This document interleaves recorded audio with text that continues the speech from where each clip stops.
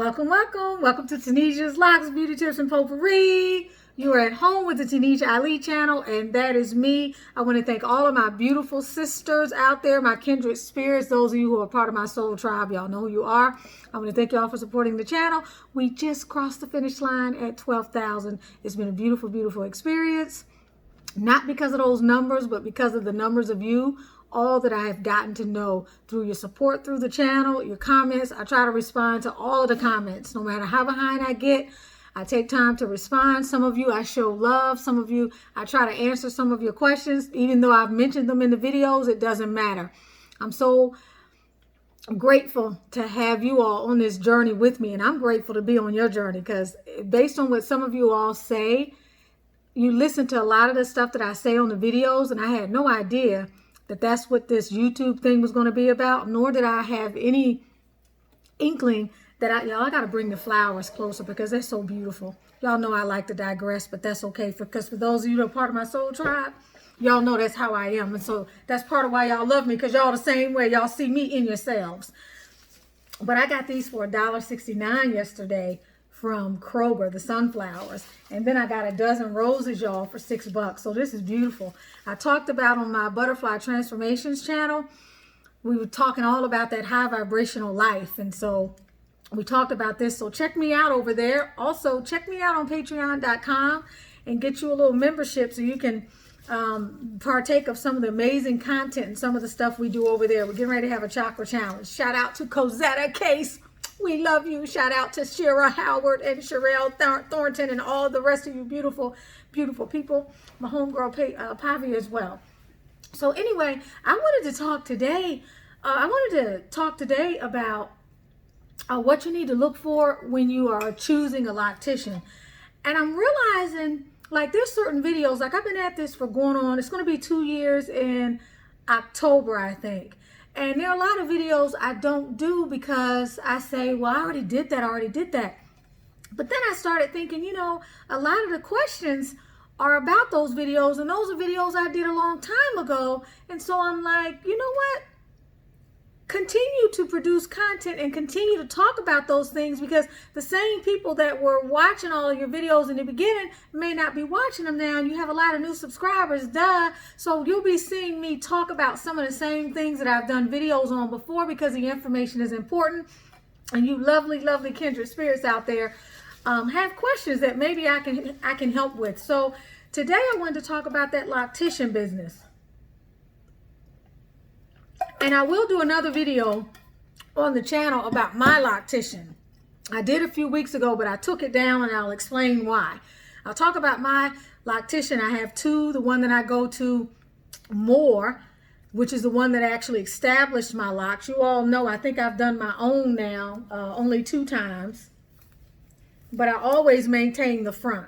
And about a week ago, although you can't tell, about a week and a half ago, I did a few around the front of my hair. I don't like to let these get out of hand, nor do I like to leave the tender areas to someone else. And I'll tell you that, and I've said it again, and this is a question on there which I'll get to in another video. When your hair starts thinning out, you got to look at the continual trauma of the retightening, period. And you got to look at the frequency of the retightening, and you got to come to a decision. Either you got to tell your loctician to slow down and to be very gentle, and by the time she gets to this part of your hair that you want it to feel like a snail's crawl, or you have to do everything you can to make it easy so that it doesn't feel like somebody's raking through your hair when they get to this point. When it's not their hair, sometimes they're going through there too quickly, and you can feel the snaps, and you can feel this, you can feel that. And all I'm saying is, after some time, and I'm going into I'll be 9.5 probably. I mean, 9.5 years old. I'm in elementary school. I'll be 9.5 in about 5 months from now, something like that. And I'm not experiencing any thinning.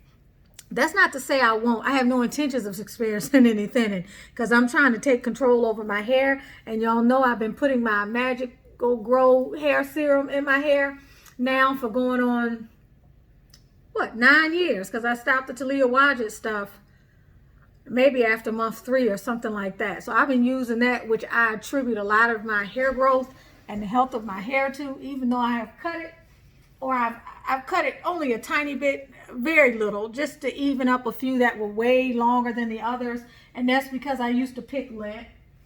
And that's no longer a problem for me, y'all, since I've changed my Miracle Grow serum. Now, that's for my hair. Your hair may be fine, but my hair needed something a little different, and it took me about 8 years to find out. But since I got back on that regimen, I'm not having a lint problem. And y'all know I fought the good fight.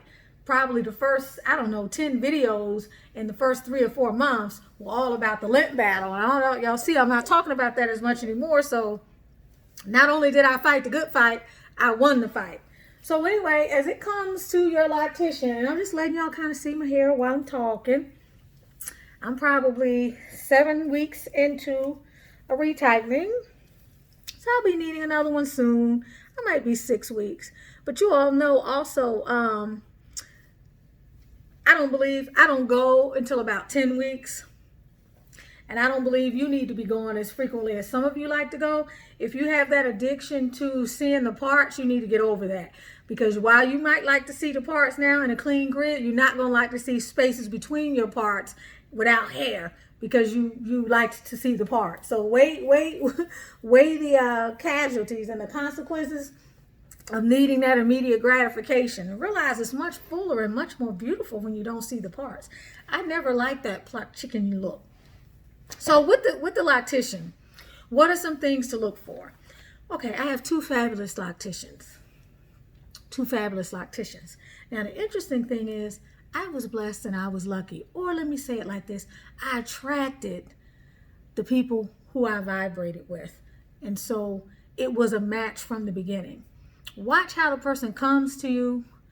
Watch the person that refers the person to you. Because if you don't vibe with their energy, 9 times out of 10, you're not going to vibe with the loctician. Watch how you feel when you meet the person. And I'm not talking about the monkey mind and it's telling you and it's rationalizing stuff. Listen to your body. Y'all, our sacral chakra, which is this area right here, is a source of so much feminine wisdom, and we often ignore it. Our body gives us messages and it reacts to things psychically in the field of energy, and we ignore it. It is important to follow your intuition when you're choosing a loctician, and not to make exceptions and make excuses and try to convince yourself about why you need to go with this person. If it doesn't feel right, y'all, it's not right. What did Johnny Copper say? If it doesn't fit, you must have quit. And that's true. If it doesn't fit, you must have quit. If you don't feel good about that person, this person has their energy in your head. They're working on your hair. I don't care if it's somebody that has done your hair for some years and something happens with that relationship and you have to find somebody else. It's just as important a search. This is an investment. Y'all, my loctician, Efraj, has spoken about people coming to her with other people that have done their locks, and some of the situations don't look like necessarily they had sister locks. And y'all know how I feel about talking about that, because that's not something anybody wants to hear. But what she is saying at this point is she's not interested in trying to fix somebody else's work. She doesn't want her work mixed in with someone else's work. So if you're interested in having Efraj to do your locks, you need to be willing to take your locks out or start over, because there's too many things, too many other mitigating factors that are involved when she's trying to take somebody else's work and then trying to straighten it out. So just so you know, for the record, if you're contacting Efraj, it needs to be either to establish new locks, or it needs to be, you need to be willing to have your locks taken down and have new locks established, is basically what she's saying, because there's a lot more involved. And you know, I'm like that about the work that I do. When I was in education, I had my own school. I don't want somebody else's stuff getting mixed up with mine. If my name is going to be on something, then I'm ready to go down for it, you know. And that's the problem, you know, we have all discussed as it relates to these sister locks and the channel, or the SISTERLOCKS website, that her name is on a brand. It's proprietary. She's suing people for their misuse of it and all this other stuff, but then you can't get the support, and then the people who are on the site sometimes are not even current, or she doesn't want to be responsible in any way for people getting less than adequate service, yet these people have the SISTERLOCKS name, they're operating under the SISTERLOCKS umbrella, but there's no quality control. And we talked about that in a few of my videos, and I don't want to go on a rant about that, but I say that to say the person that you choose to work on your hair is going to be one of the more important people in your life, period. Why? You're sitting under their energy for 3 or 4 hours every few months. They got their energy in your hair, okay? Earth elements are receivers of energy, right? Anything that is an earth element, our hair, these are antennas. They pick up energy. They receive signals. That person's energy is in your hair. It needs to be somebody who you vibrate well with, somebody who's not undermining you, somebody who is honest, somebody who has goodwill towards you. I'm spending so much time talking about that because that's really important. If you don't feel good, move away from it, y'all. If it feels good, move towards it. If it doesn't, sever that relationship. So make that decision right from the get-go. The hair is an investment. It's a sacrifice. It's the best investment you ever made. I wouldn't care, and I know the prices have gone up, and some of y'all are going to have a lot to say when you hear me say this. That's beautiful. Say whatever you want to say, within reason anyway. But I hear some astronomical prices. For my install, almost 10 years ago, I paid $750. My loctician consultant starts today, I think, at $8 or $850. She's still very competitive with everyone else that's in the field today as it relates to the SISTERLOCKS. I think that's what the starting price is. Don't quote me. But even if I was coming in this today, it would be hard for me to pay $1,500 or $1,600 or $1,700 because at that time coming into it, I wouldn't know the benefits. But if I could come into the process knowing what I know now, it's worth that and more. Why? Because it's an investment. If you were paying $100 a month for 2 years, you fork out $2,400, right? Well, you're going to have these a lot longer, and that's what you're paying. Most of you paying more for that for your cell phone bill. Most of you paying more for that to sit up in front of the idiot box, the cable, and watch channels all day, or have it and not even watch the stuff that's on it. Many of us eat out and have been ordering DoorDash or Uber Eats or something else and feeding yourself during the week for hundreds of dollars or spending money out. And that's not something that, if it's in your stomach, it's not an asset, right? This is an asset. I remember Oprah said years ago, if it's on your ass, it's not an asset. That qualifies for everything except your locks. If it's on your ass, it's not an asset. This is not an asset. These are an asset, and they continue to pay off time and time again, over and beyond your wildest dreams. If you choose the right loctician and you are blessed enough to find a skilled individual who is conscientious, who works ethically, and who knows what they're doing, because they don't just work with SISTERLOCKS, but they know something about natural hair, you will never be sorry, okay? If you get along with this person and you feel good around them, it's even more of a blessing to you, all right? This is somebody who's going to be in your life for the long haul. You don't want to be hopping around if you don't have to be hopping around when it comes to these SISTERLOCKS. Y'all, I'm looking in the camera and I'm just making adjustments to my hair. I don't spend a lot of time fooling with my hair during the course of a day. Believe it or not, the most time I sometimes spend on my hair is when I'm looking at myself in the camera and I'm like, oh, okay, that looks kind of cute. I think I like that, and I'm fooling around with it. That's another advantage. You don't have to, you're free from the tyranny of hair oppression. Okay, you're free from the tyranny of hair oppression. No more worshiping your hair. Okay, you get to do other things with those hours in the day. So, loctician concerns. What else to look for? Make sure that the person, if they're professionalism. Do they start on time? Do they, start on your hair and finish it in the same range of time each time? Take these things into consideration. Look at or observe if you can go in at other times when they're working on other people's hair before you make a decision. For example, you know your personality. You might not mind a loctician who talks a lot while she's doing hair. Okay, my two locticians are very different. They're very different, but I'm laid back. One of them is more my spiritual energy. The other one is more my like this. I work like this. I don't play. I don't play with my business. I'm very professional. My credibility is on the line. My name is on the line. I don't play. I'm very conscientious. They are both different. One I align more with because spiritually, we have a lot in common. We can talk about twin flames. We can talk about karmics. We can talk about yoga. We can talk about Reiki and all of that. So our energy is beautiful. With my other loctician, my primary loctician, we have shared the same faith over time. We have a lot in common. We like each other. We get along. We respect each other. She's very professional. So that's a different phenomena there. But with both of them, I like their style, but they're very different. Efraj, when she does my hair, she works in sections. Okay, and as she works in sections, she grooms each section by doing this, literally. So by the time she has finished doing my hair lays different. It has literally been groomed because she has run her hands through it the entire time. And that's something she doesn't pay attention to. And I tell her it makes a difference because when I go to my other loctician, my hair is different when I leave. However, when I go to Naka, she's a little more tender, okay? And Naka just starts anywhere in the hair and she just starts tightening. So there's not an order to it, nor does she groom the hair, so my hair feels different. Once or twice I had one or two locks that were not done, but it wasn't a big deal to me because I went in and did them myself.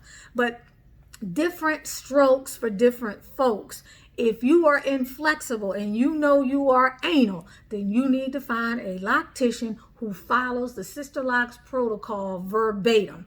If Efraj, now coming in as a novice, as far as I was concerned, she seemed like the person that followed the SISTERLOCKS protocol verbatim. But now that I think back, if she followed the protocol verbatim, she would have never put oil on my hair in the beginning. Because I remember when she suggested that I put oil on my hair, I was thinking, you know, when you first get these locks, y'all, you'd be like, wait a minute, SISTERLOCK page 203, which doesn't exist because it ain't no book, there ain't no manual, they won't even talk about it. But you'd be like, okay, I don't think we're supposed to have it. So I remember being like, you sure I can put it, you know, oil on it? She was like, yeah.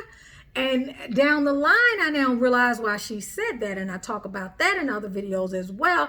Being a natural hair care practitioner, she knows what others know not. I put that oil in my hair and I was never sorry as a result. And then that is what allowed me a few months later when I was dissatisfied with the Talia Wajid oils, and it was might have been 6 months later, it was too thick and it had that other junk in it. I don't know if it was palm oil, kernel oil, or some of this old soybean oil, some of this other stuff that was too heavy for my hair.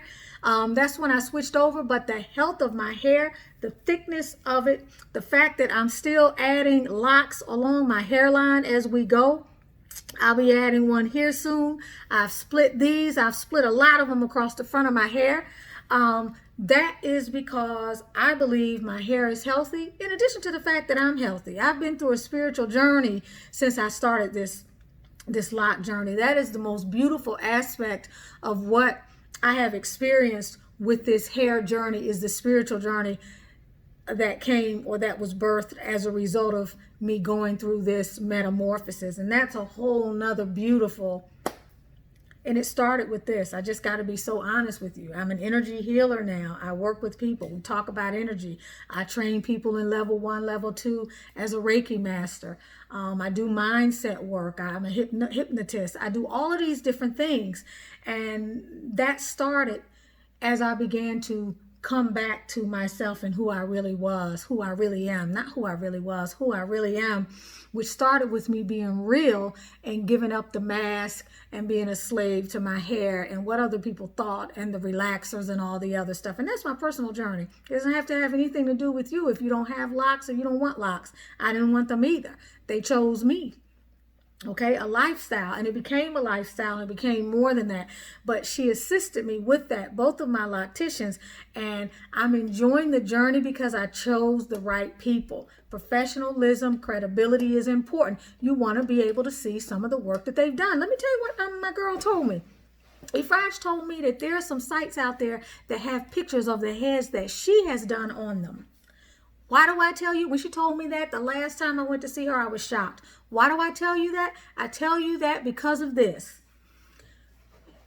If this person is going to be doing your hair and you're looking at pictures on their site, you can't be sure that those are the hairs that they've done. You need to get some references, or you need to very gently find a way to ask, can you give me the number of one or two of your most satisfied clients? I would love to hear the wonderful things that they have to say about you.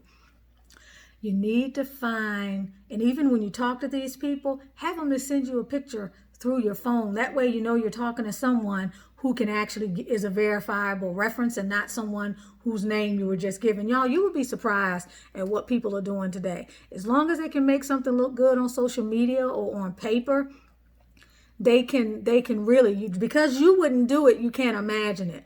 But people out here today are capable of doing anything for a dime. And you want to make sure that you don't have someone who's unscrupulous working on your hair, because there are also people, y'all, countless stories, and if Raj has shared them, you all have shared them with me on the channel. People who either don't have locks, locticians who have put glue on hair to keep the hair from unraveling, people who have some plaits in the center of their heads or some other stuff. Other people out there who are talking about they've installed SISTERLOCKS and they're not using the SISTERLOCKS tool. There are a lot of things, and there's nothing wrong with having micro braids or having the interlocking and them not using the tool. But if you're paying for the tool and you're paying for SISTERLOCKS, then you need to see the tool. If not, just that's fine. But you need to know whatever it is you're paying for needs to be what you actually receive. And that's serious, serious business. So those are just some of the basics. The other thing you want to kind of get a feel for, is this a by the book person? Or are they willing to give a little? Why? Because things come up. Many of you are having problems with dry hair, right? You're being told you can't put anything in your locks because they're going to cause your hair to slip. And maybe it will, but I didn't have any slippage. And Efraj put oil in my hair from day one. And when I say when Efraj puts oil in your hair, she puts oil in, and then she puts oil in, okay? And then that stuff is, she puts oil in. But I never had any problems as a result of that. And for my own hair, I already know, because when I moved down here to Atlanta, dealing with this water down here, which was hard water, it caused, right in this area here, okay, it caused flakiness, dandruff, and just unhealthy looking scalp in this area. And granted, that was not remedied until I started using essential oils on my hair, of which now, doesn't matter how long I go in between washes, my scalp always looks good. But the point being, if I could not put something on my scalp, it was going to be irritated, and the situation was only going to get worse. And many of you are going 4 or 5 months not having put anything in your hair, and while you were told that was to cleanse your scalp and allow whatever needed to come up to come up, I beg to differ. I would say you need to listen to your hair, and you need to realize that that's a sign, and that because of the elements and the environment that we live in, we might have been able to say that whoever came up with that, Joy, I forget the lady's name, the SISTERLOCKS lady, whatever the reasons were that she said that might have been true back then, but the environment is a lot more harsh today. We have a lot more environmental pollutants. The water is contaminated. The food is contaminated. When your body cries out for something that it needs to have that you're not getting through your diet or through your water supply or through the kind of life that you live, you need to look at that. If you had a huge wound on your skin and it was constantly flaking and your skin didn't look good, you wouldn't leave it like that and let somebody just tell you whatever they were telling you. I mean, I do get that, excuse me, Naima, I think it's called a caveman thing. What's that thing where when you're dealing with acne, you don't put anything on your skin, you just let your skin do it? Caveman regimen. How long is that supposed to last? I don't know. They don't know, or it's until it improves? But you just put water on it, right? Yeah. Do you use any soap or anything? No. Okay, so maybe it's that caveman regimen mentality, philosophy thing where you don't do anything to your hair until it does whatever it's going to do, and eventually dandruff is going to stop. That might be true for some people, but ain't no way in the hell it's true for all people, because we're all different. We're all uniquely configured. We have our own energetic imprint and signature, and what works for one does not work for all. Y'all, that goes for everything. It even goes for my Miracle Grow oil. It goes for the anti-serum. It goes for the act. It goes for all of that. What works for one man doesn't work for everybody. You have to be open to trying different things and to individualizing your own personal situation. Say you may decide with one of my products that you want to also use a green tea extract, or you want to wash your face in MSM flakes and water, and that's beautiful. You may have to tweak something. I'm saying the same thing about the SISTERLOCKS protocol about no oil. So the point being, what does your loctician say? Is she willing to bend? Is she that person that when you come to her after the first few retightenings and you got some real fat locks up in here and you don't like the ones up here, you don't mind some bigger ones here because y'all know typically it's small, a little bit larger, and then something's a different size back here, and you don't want these things in the center that big? Is she that one that's going to say to you, that's going to split them for you if you want them split? Mine split them. I wanted my locks to look a certain way. Y'all already know I've been anal about my locks. I went through, I opened some up, I tweaked them. I didn't like the way they were trying to rebel. I had lumpy fat ones, all this crazy stuff. Now after year 5, they started to compress and they grew in a certain way. But before that time, it was a zoo. So I did a lot of stuff. Hence the reason why I have a lot of uneven locks, because I lost hair and some of the hair broke when I was going in and doing what I was doing, but I didn't care. I wanted them to look uniform and I wanted it a certain way. But Fried separated locks when I asked her to, and she made sure she told me, this will affect your grid. You do know that. And I was like, I don't care. I want them separated because I want them smaller in this area. I had too many larger ones around the front and I needed them small around the front. I could have taken all mine smaller. Serena, girlfriend who you've seen me do a couple videos with, hers were a half this size. Okay, but they can be too thin as well. So all of those are things to consider. Is your person so much by the book that they're going to force you to use the SISTERLOCKS shampoo, that they're going to tell you that you can't use any oil, that if you decide I don't want the larger locks up in here, can you keep them all small throughout? Or if you want certain things to be customized, how are they going to feel about that? So consider what customizations you might possibly want. What type of individual are you dealing with? And just ask questions for the sake of asking questions, even if you're not interested in customization. Why? Because it will give you some insight into the person. It will give you some insight into how does this person explain things? Do they get tired of me asking questions? Do they understand my concerns? Are they patient? Are they flexible? Are they rigid? By asking questions, you're going to get to know a lot about a person, a whole lot about a person. So those are some of the more tricky things that you can forget when you're talking to somebody about your SISTERLOCKS and you're trying to find a loctician. The other stuff is pretty simple. Cost, that's straightforward. How much are you willing to pay? Are you willing to trade off some quality for pay? Other things like how far are they? All of these are practical logistics. I get into that in some of the other videos. I'll talk about it more in future videos, but what I really wanted to get into today are some of the less than obvious kinds of things. The other question I think is worthwhile asking is, how often do you recommend your average client get a retightening? All right, I have a couple of clients who also are SISTERLOCKS consultants, locticians, and when I've asked them, because I have 2 people that I work with, you already know, but it's always good to know somebody else just in case. Both of them have told me 6 to 8 weeks retightening. Heck no. There's no way under the sun Tunisia is going to a loctician consultant every 6 to 8 weeks. If they all switched to 6 to 8 weeks, I would be retightening my own hair every other time. There's just no way. That is not healthy for my hair. And I have healthy, thick hair. That is not healthy for my hair. It's much thicker than it used to be. My battery. That is not healthy for my hair. It's not healthy for your hair either. And all that trauma over time, those same people recommending that kind of retightening schedule, I could see in the beginning as the install is starting to set. But what are they going to do for you? These are the same people, I promise you, who when your hair starts thinning out, they're not going to tell you it's because you came every 6 to 8 weeks. They're going to tell you something else. They're going to talk to you about something that may not necessarily be related, some other type of trauma, maybe some alopecia, Maybe you're not doing something else in your regimen that you need to do. They are not going to tell you that the reason why your hair is thinning is because you are coming in too much for retightenings. If you can't avoid that and you find yourself coming in more for retightenings, a lot of times it's more frequent because they want to try to get these people out in a certain amount of time.